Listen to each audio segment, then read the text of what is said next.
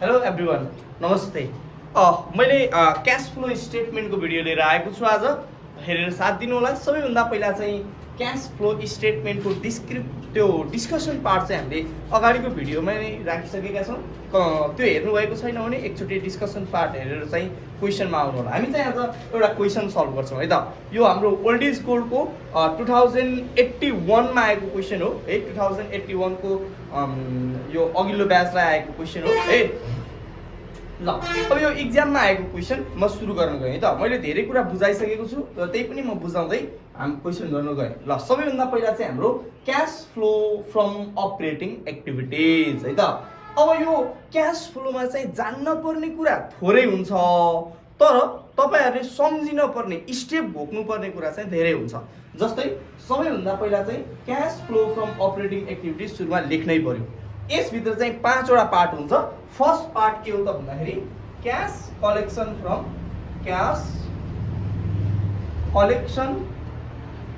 Customer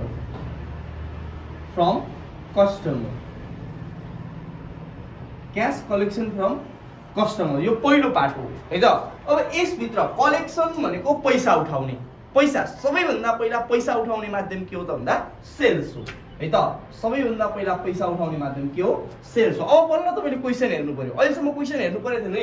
मैले यो question गर्दैछु, हेर्नुहोस् है। यो क्वेसन गर्दैछु। यो क्वेसन मैले तपाईँलाई भनिसकेको छु ओल्ड इज गोल्डमा छ। मेरो अक्षर नराम्रो होला, मेरो अक्षर नबुझ्नु होला है।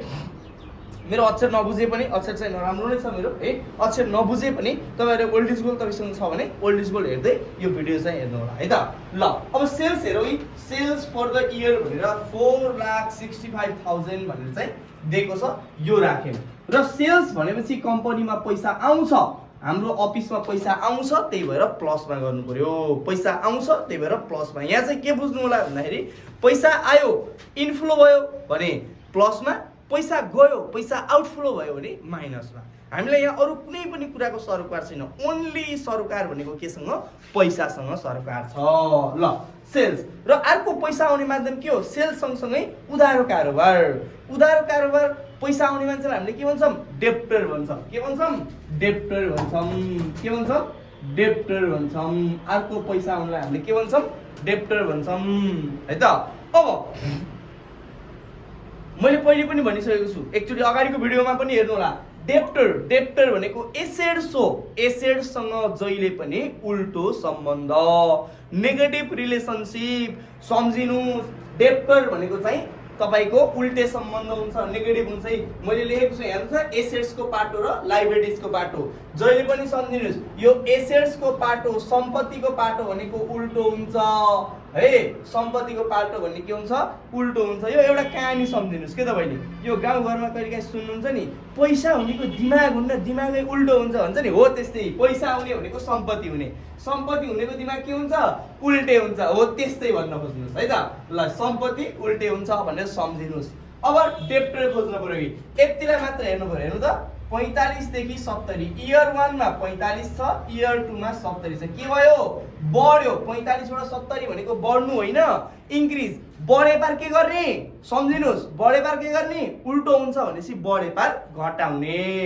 बढे पार के गर्ने? घटाउने। तर लेख्ने बेलामा चाहिँ इन्क्रिज नै लेख्नु पर्यो है। Increase in debtor. बढ्यो कति? 45, 50, 60, 70 भनेपछि 25,000 बढ्यो। बढ्यो भनेपछि के गर्नु पर्यो? घटाउनु पर्यो। घटाउने भनेपछि जहिले पनि केमा राख्ने? ब्राकेटमा राख्ने। एउटा काम सक्यो। अब यसलाई टोटल गरिदिनुहोस्। यो भयो 4,40,000। 1 नम्बरको पाटो सक्यो। बुझ्नुभयो नि? अब तपाईँले सम्झिनुपर्छ है, डेप्टरको ठाउँमा कहिलेकाहीँ एकाउन्ट रिसिभेबल पनि भनिदिन सक्यो, बिल रिसिभेबल पनि भनिदिन सक्यो। रिसिभेबल भनेको चाहिँ डेप्टर हो है भनेर सम्झिनु होला है। ल, अब म 2 नम्बरमा गएँ। 2 नम्बर भनेको के हो त भन्दा क्यास पेड टु सप्लायर्स। सबैभन्दा पहिला कसलाई तिर्नु पर्यो? सप्लायर्सलाई तिर्नु पर्यो। सप्लायर्स भनेको हामीले खत्रुङ सामान ल्याउँछौँ नि त, त्यसलाई। त्यो भनेको को हो? त्यो भनेको कस्ट अफ गुड्स सोल्ड हो। को त्यो भनेको? कस्ट अफ गुड्स सोल्ड हो। यो पैसा कहाँ दिन्छ? जहिले पनि क्वेसनमा सेकेन्ड नम्बरमै दिन्छ है। 2,10,000। 2,10,000। अब भन्नुहोस् त पैसा आउँछ कि जान्छ? पैसा जान्छ। यहाँ पेड भन्ने शब्द भएपछि पैसा जान्छ, त्यही भएर माइनसमा राख्नु पर्यो। अब पैसा तिर्ने भनेको ककलाई? पैसा तिर्ने भनेको एउटा क्रेडिटरलाई। हामीले उदाहरणमा ल्याउँछौँ नि त, साहुलाई पैसा तिर्न परेन? पर्यो। कसलाई? क्रेडिटरलाई। यो क्रेडिटर भन्नु र एकाउन्ट पेबल भन्नु, बिल्स पेबल भन्नु पनि एउटै हो, सम्झिनु होला। अब यो क्रेडिटर हेर्नु त कहाँ छ? लाइबिलिटिजको पाटोमा छ। लाइबिलिटिज भनेपछि जहिले पनि कस्तो सम्बन्ध है? धन नभएका मान्छेसँग के हुन्छ? मन हुन्छ, सकारात्मक हुन्छन् उनीहरू। ओहो बिचरा भन्छन् नि त, हो त्यही हो। पैसा हुनेको, पैसा नहुनेको बुद्धि हुन्छ भन्छ नि। ऋण हुने मान्छेको सुल्टो सम्बन्ध हुन्छ। पैसा नहुन्जेलसम्म आफन्तसँग राम्रो सम्बन्ध हुन्छ, पैसा भएपछि सम्बन्ध बिग्रिन्छ भन्ने बुझ्नुहुन्छ नि? हो त्यस्तै बुझ्नुहोस् कि क्रेडिटर भनेको ऋण है। साहु कस्तो सम्बन्ध? सुल्टे सम्बन्ध। साहुसँग सम्बन्ध सुल्टे राख्नु परेन? पर्यो। साहुसँग सम्बन्ध उल्टो भयो भने तपाईँलाई उधार दिन्छ नि त? दिन्नन्। त्यही भएर सुल्टे सम्बन्ध। सुल्टे भनेको कस्तो? बढे पार बढाउने, घटे पार घटाउने। अब हेर्नुहोस् त यहाँ 30,000 देखि कति भएको छ? 30,000 देखि 62,500 भएको छ भनेपछि बढ्यो भनेपछि लेख्न पर्यो के? इन्क्रिज लेख्न पर्यो। Increase in creditor 32,500। बढ्यो भने के गर्ने? बढाउने भनेको प्लसमा राख्ने। ल अब यहाँ सँगै अर्को पनि के आउँछ त भन्दा स्टक भन्ने आउँछ। के आउँछ? स्टक। यो स्टकलाई के भन्छन्? अर्को इन्भेन्ट्री पनि भन्छन्। स्टकलाई के भन्छन्? इन्भेन्ट्री पनि भन्छन्। अब यो त कहाँ छ? एसेट्स हो नि त, सम्पत्ति जति सबै के उल्टे। पहिला हेर्नुहोस् 75 बाट 90 बढ्यो, यो पनि इन्क्रिज भयो। इन्क्रिज इन कति हजार?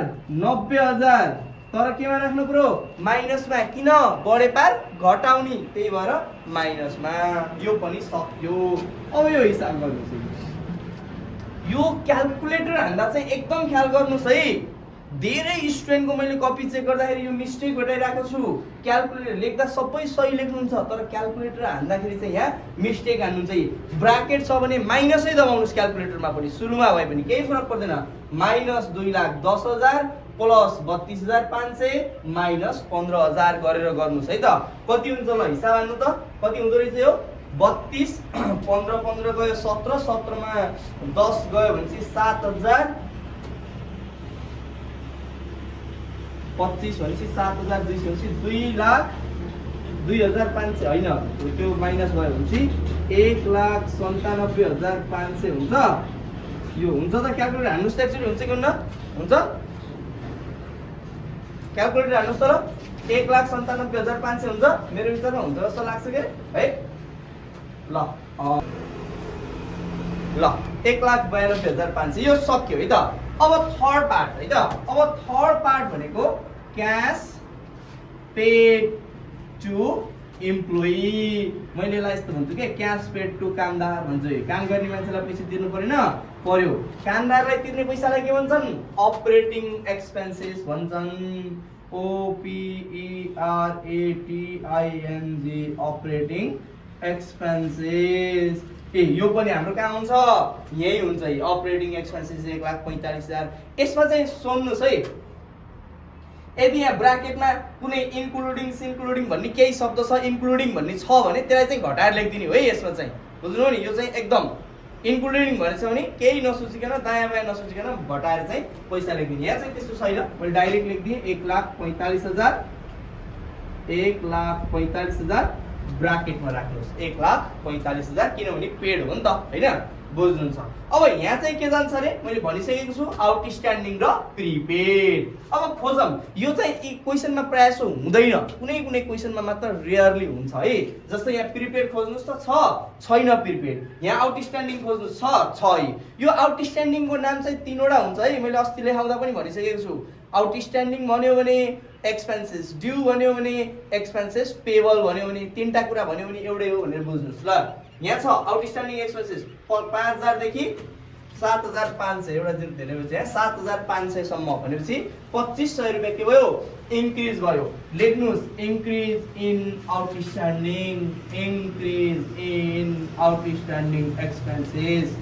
2500 रुपियाँ बढ्यो भने के गर्ने बढाउने यो त लाइबिलिटिजमा छ नि त बढ्यो भने बढाउने भनेको प्लस गर्ने 1,42,500 माइनसमा भयो तीनटा पार्ट पनि सक्यो अब 4 र 5 चाहिँ सजिलो छ 4 नम्बर भनेको के हो 4 नम्बर भनेको इन्ट्रेस्ट पेड हो इन्ट्रेस्ट पेड लेख्न चाहिँ जहिले पनि लेख्नुस् छ भने राख्नुस् छैन भने परेन जस्तै खोज्नु त छ छैन भने सी ड्यास है अनि 5 नम्बर पाटो के हो ट्याक्स पेड हो के हो ट्याक्स पेड अब ट्याक्स पेड खोज्नुस् छ 35,000 भन्ने छ नि त हो राख्नु पर्यो 35,000 पेड भनिसकेपछि पैसा जान्छ माइनसमा यति गरेपछि एउटा पाटो सक्यो हिसाब गर्नुस् कति हुन्छ त्यो 440 चाहिँ प्लसको छ अरु सबै चाहिँ के को छ माइनसको छ हिसाब गर्नु त कति हुन्छ 4,40,000 बाट 1,92,500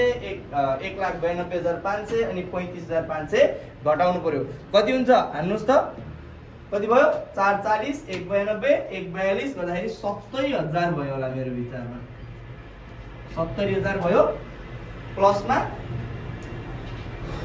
192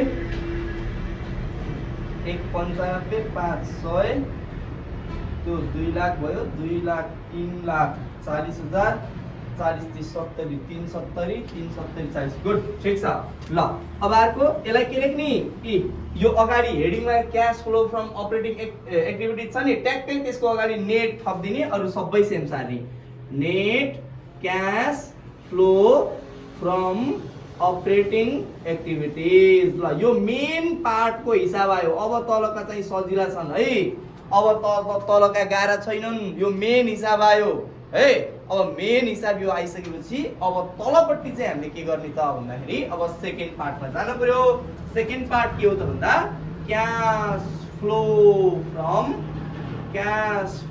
फ्रम इन्भेस्टिङ एक्टिभिटीज अब यो त एकदम सजिलो छ दिमाग लगाए पुग्छ ल हेर्नुस् इन्भेस्टिङ भनेको इन्भेस्ट गर्ने हो यो इन्भेस्ट भनेको सम्पत्ति हो यो पाटोलाई मात्र हेरे पुग्छ एसेट साइडको पाटोलाई मात्र हेर्ने पहिल्यै माथि आइसकेकालाई गर्न परेन नआएको जति राख्ने जस्तै अब यहाँ हेर्नुसी सुरुमा कुन गइसक्यो यो इक्विपमेन्ट पनि गयो छैन यो बाँकी छ इन्भेस्टमेन्ट गयो छैन यो बाँकी छ स्टक गइसक्यो यसलाई राख्न परेन डेप्टर गइसक्यो यसलाई राख्न पर्दैन अनि यो क्याश भन्ने कुरा आउन्न किनभने क्याश त हामीसँग क्याश हो नि त पैसा नगद पैसा हैन हो त्यही भएर यो चाहिँ चाहिँदैन बाँकी बचेका यी दुईटा राख्न पर्यो तर हेर्नुस् है अब यसमा त उल्टे सम्बन्ध हो हामीलाई त थाहा छ एसेट जति सबै उल्टे हो केही न हो बढे पार माइनस घटे पार प्लस तर यो नाम चाहिँ एडिशनल इन्फर्मेसनमा छ भने माथिको पनि हेर्न पर्दैन अब खोजौं तर इक्विपमेन्ट भन्ने तल छ कि छैन सेल्स यो यहाँ रहेछ इक्विपमेन्ट भन्ने छ नि है सेकेन्ड लास्ट नम्बरमा इक्विपमेन्ट सोल्ड भनेर 30,000 रहेछ एन्ड पर्चेज भनेर 45,000 रहेछ अब दिमाग लगाउनु त सोल्ड भनेको सामान बेचेपछि पैसा आउँछ नि अभियसली पैसा आउँछ त्यही भएर सोल्ड भनेको केमा राख्नु पर्यो प्लसमा सेल्स अफ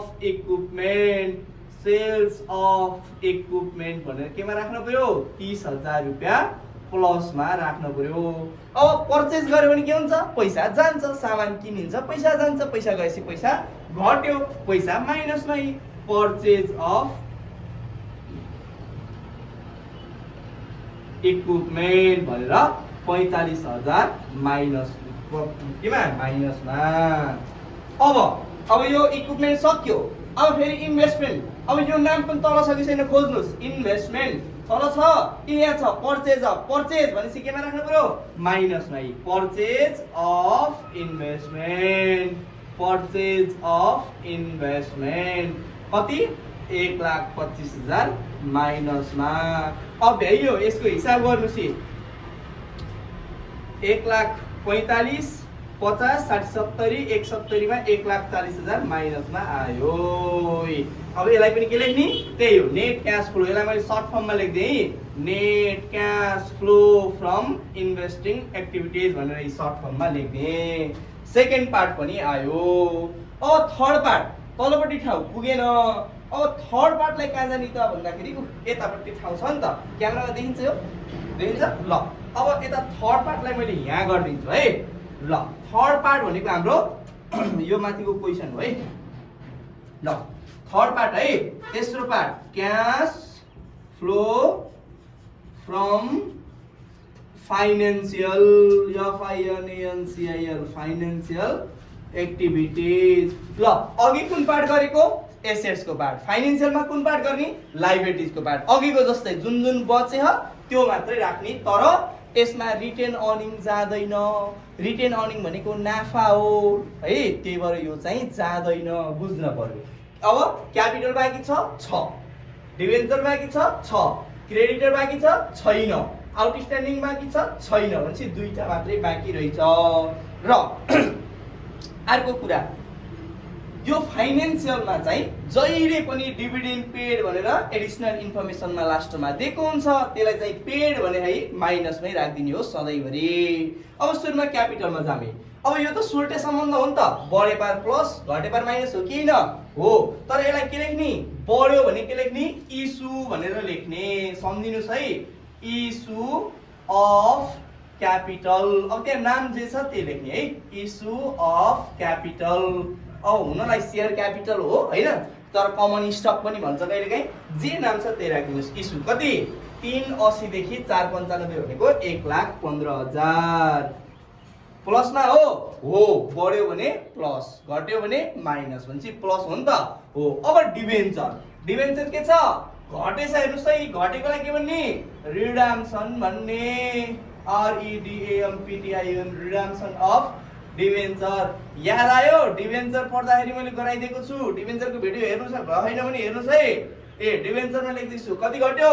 60,000 घट्यो, माइनस माइनस 60,000। अब डिभिडेन्ड पेड सधैँभरि माइनसमा, डिभिडेन्ड पेड कति? 45,000 माइनसमा, 45 र 60 1,5 भनेपछि 10,000 यहाँ बच्यो। यो पनि नेट आयो, net cash flow from financial activity. सक्यो। ल फर्स्ट पार्ट आयो, सेकेन्ड पार्ट आयो, थर्ड पार्ट आयो। अब लास्ट काम बाँकी छ है हाम्रो, एकदम सानो काम सबै। यसमा त सजिलो छ नि, इक्जाम गर्दा गर्दै लेख्दै मिलो कि मिलेन भन्ने थाहा हुन्छ, यस मेरो मिलो भन्ने पनि थाहा हुन्छ, थेत्रीका कहाँ बिग्रियो भन्ने पनि थाहा हुन्छ है। 8 मार्क्स तपाईँ इक्जाम भित्रैबाट हिसाब गर्न सक्नुहुन्छ आयो भनेर है। कसरी त भन्दा ल हेर्नुहोस्, अब यो तीनटा पैसालाई जोड्ने, कुन तीनटालाई? नेट क्याश फ्लो फ्रम अपरेटिङलाई, नेट क्याश फ्लो फ्रम इन्भेस्टिङलाई र नेट क्याश फ्लो फ्रम फाइनेन्सिङलाई जोड्ने। ल जोड्नुस्, कति? 70, 1,40,000 माइनसमा, यो प्लसमा, भनेपछि 80 भयो प्लसमा हैन। अनि त्यस भनेपछि 60,000 आयो नेट क्याश फ्लो। यसलाई के लेख्ने? नेट क्याश फ्लो भनेर लेख्नु पर्यो। र यसमा के गर्ने त भन्दा यो क्याश बल्ल काम लाग्छ है। अगाडिको क्याश जोड्ने, माइनसको 60,000 हो है, किनभने यहाँ 1,40,000 माइनस छ नि त, हैन त हो, माइनसको 60,000 हो है। ल नेट क्याश फ्लो कति आयो? माइनसको 60,000 आयो। अब के गर्ने? ओपनिङ क्याश लेख्ने। ओपनिङ क्याश भनेको सुरुको क्याश कति छ? 80,000। ल यसलाई जोड्नुस्, 80,000 जोड्दाखेरि यो कति आयो? 20,000 आयो। यो माइनस यो प्लस, 20,000 आयो कि आएन? आयो। यसलाई के भन्ने? क्लोजिङ क्याश भन्ने। अब क्वेसनमा हेर्नुस्, यहाँ क्वेसनमा क्लोजिङ क्याश। ल नेट क्याश फ्लो कति? 60,000। यो मैले यता पनि गरिदिसकेको छु, त्यहाँ देखिएन है, 60,000। त्यसमा के गर्ने? ओपनिङ क्याशलाई जोड्ने। ओपनिङ क्याश जोड्ने, यो माइनस 60 छ, यो प्लस 80 जोडिसकेपछि यहाँ कति भयो? 20,000 आयो प्लसमा। क्लोजिङ क्याश कति आयो? 20,000 आयो। अब फेरि क्वेसनमा हेर्नुस्, क्याशमा 20 छ 20 छ भने यस मिल्यो। अब हाम्रो कति आयो? 8 मा 8 आयो, त्यहाँ पनि 20 छ, क्वेसनमा नि 20 छ, हाम्रो एन्सर मिल्यो भनेर खुसी हुने अनि 8 मार्क्स गनेर आउने। ल थ्यांक यू फर आजको लागि है त। अब नेक्स्ट कुनै क्याश फ्लो तपाईलाई अप्ठ्यारो लाग्यो भने मलाई कमेन्ट गर्नु होला, त्यो क्वेशन ओल्ड इज गोल्डबाट यति पेज नम्बर भनेर गर्नु होला, म त्यो गर्दिने छु है त। अब हामी अर्को भिडियोमा आउँछौँ। हस् त, thank you watching, keep watching and like and subscribe.